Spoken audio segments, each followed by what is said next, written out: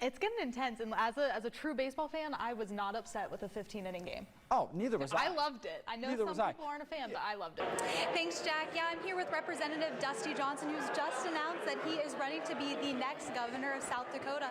So, Representative, what led to this decision? Welcome back to Good Morning Black Hills. The Back When They Bucked rodeo is back for the 5th consecutive year this weekend. And joining us now is Tiff Robertson, the event coordinator for Back When They Bucked, with a sneak peek of what people can expect. Well, thank you so much for joining us this morning. Good afternoon, KOTA Territory. I am in Washington, D.C. right now. We have had a full jam-packed day. We have visited Arlington National Cemetery. We have driven past the Pentagon. We have seen the Air Force Memorial, and now we're at the Marine Corps Memorial, also known as the Iwo Jima Memorial. Now, there's still a lot that we have still to see today, and I'll have a full story for you in tomorrow's newscast, just telling you what I've seen, what we did today, how the veterans reacted to it.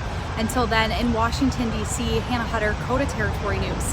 Back to you guys. Ladies and gentlemen, start your weenies. A rather bizarre meet is heading to the Indianapolis Motor Speedway Friday.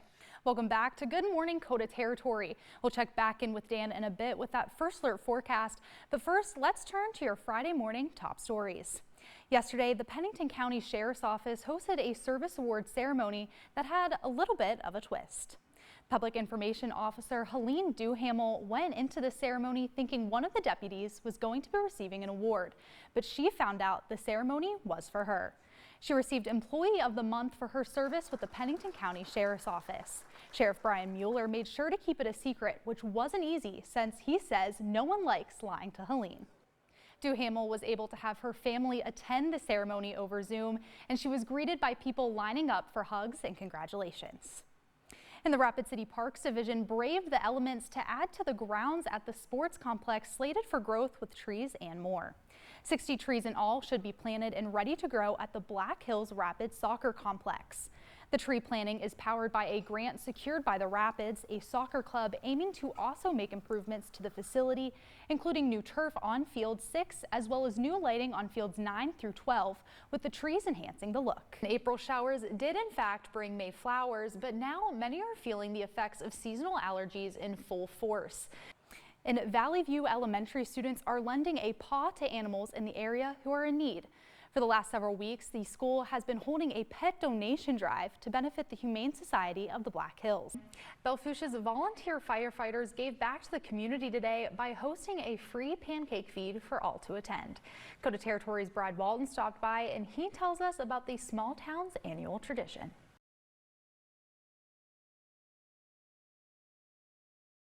A police officer's day at Ellsworth Air Force Base typically starts the same. We go to the armory, get magazines and our firearms and all the tactical gear we'll need for the day.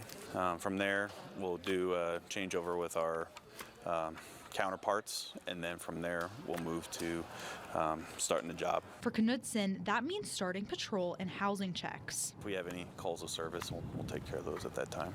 While Knudsen continues his patrol, Senior Airman Julian Hernandez heads to the front gate. At the gate, we're just checking IDs, searching vehicles when we have paperwork to be issued, and then causing a deterrent for potential bad individuals that want to do harm to anyone on base. And Flight Sergeant Clay Blair heads to the base's perimeter.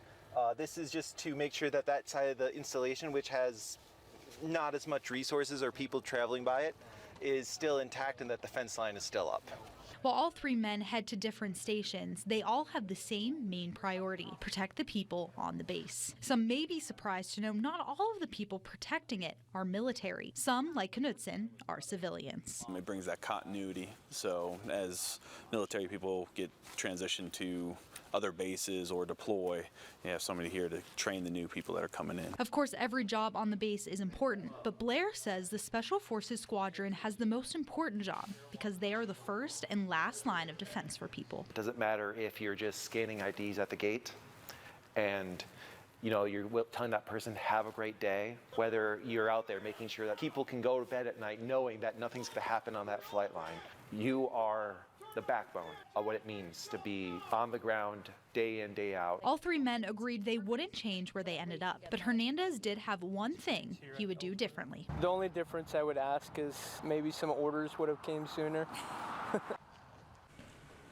If you know someone you believe should be featured as a great face, email hannah.hutter@kotatv.com with the name of the person who should be highlighted, why they should be featured, and their contact information.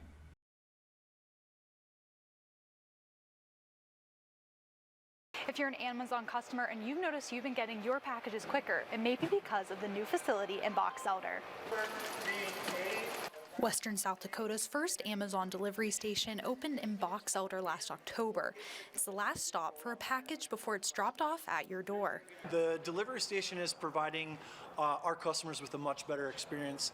We're able to get packages much more safely to our customers, as well as in a better quality in a shorter time frame. Packages arrive from the sort center and are unloaded at the dock before being scanned and having stickers placed to tell employees how they should be sorted in the pick and buffer line. From there, packages are stowed before being placed on a van ready for delivery. We are typically sending out around 60 delivery vans, similar to what you see behind me. And then we also have independent contractors, which we call Amazon Flex drivers. We're typically sending them out about 10 to 40 of those individual cars per day as well.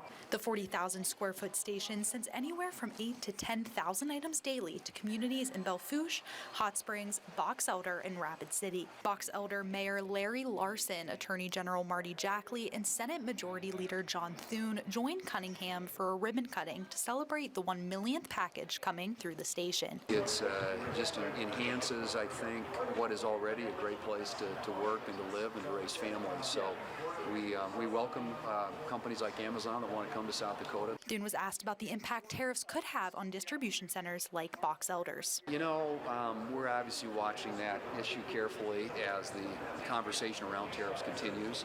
I have my own views on tariffs, but I do think that what the President and his team are trying to achieve is we need to give them some time to do that.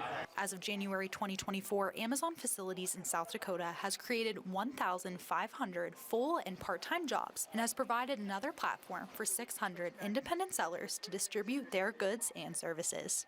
Reporting from Amazon in Box Elder, I'm Hannah Hutter.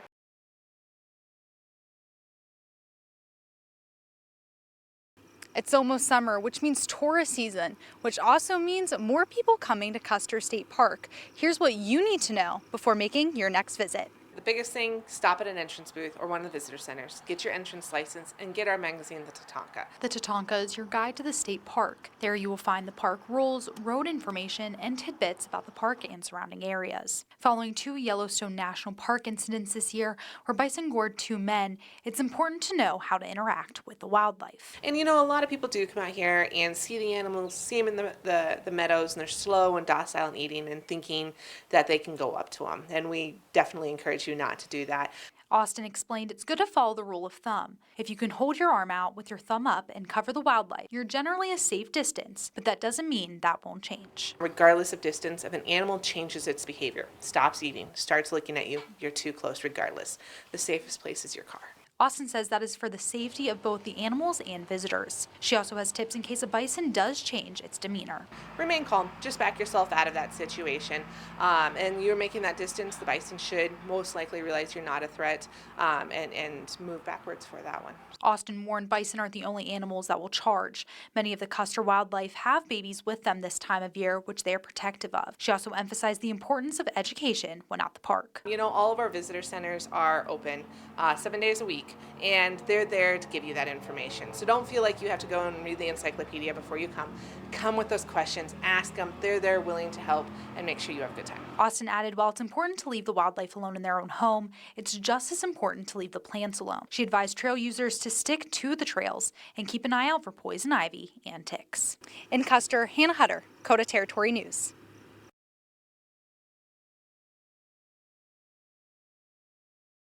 It's what Pennington County State's Attorney Laura Retzel is calling one of the most disturbing and calculated crimes in Pennington County history, the murder of 22-year-old Jessica Rayfeld. The case starts in May 2015 when Rayfeld was reported missing.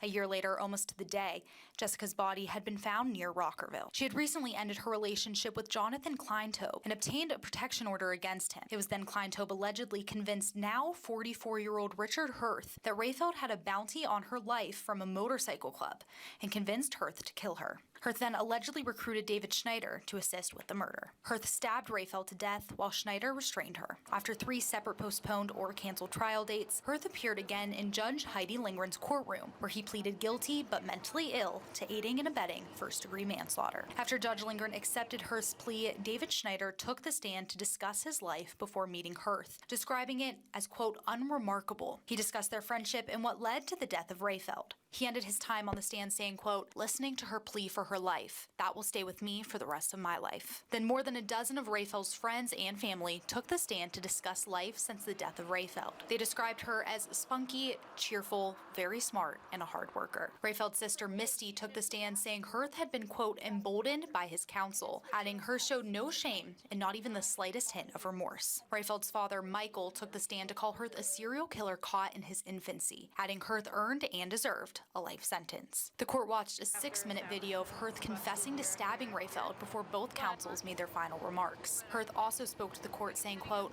I am deeply sorry. After roughly 40 minutes of deliberating, Judge Lindgren sentenced Hurth to life in prison without parole. While no legal outcome can ever undo what was done to Jessica, we are hopeful that this sentence brings some measure of peace to the family, her loved ones, and to a community that is grieved alongside them. Rapid City Police Department Captain Christian Siegel says he's proud of the work of everyone to hold Hurth accountable. We're very excited that this chapter is over, and hopefully that the family can move on. And very thankful that we're here today. It was a long road. Rayfeld's father said he was nervous for the sentencing and was fearful it wouldn't happen. And I can say that we're very grateful that he's finally been sentenced and on his way to prison. Michael added he's grateful for the state's attorney, detectives, and other law enforcement who pushed to find the truth. In Rapid City, Hannah Hutter, KOTA Territory News.